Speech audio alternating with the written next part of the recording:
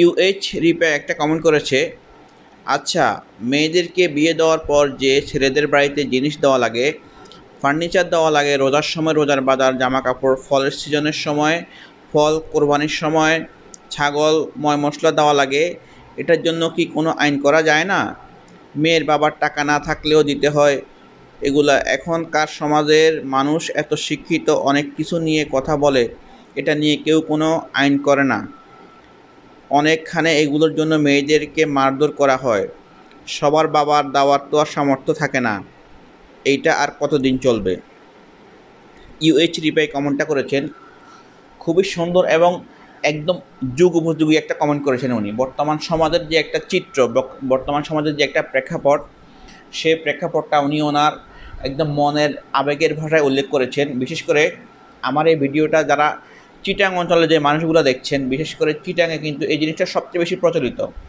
মেয়ের বাড়ি থেকে একদম ঝাড়ু থেকে শুরু করে ফার্নিচার, আলমারি যা আছে সব কিছু দিতে হয়। ভাই কেন দিতে হবে?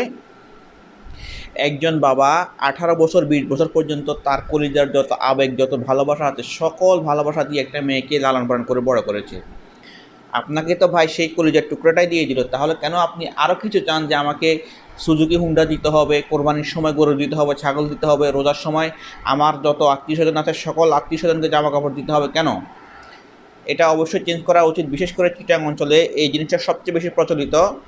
এবং ইউএইচ রিপা যে কমেন্টটা করেছে, খুবই সুন্দর এবং যুগোপযোগী একটা কমেন্ট করেছেন। আমি আমার ব্যক্তিগত পক্ষ থেকে আপনাকে ধন্যবাদ জানাই।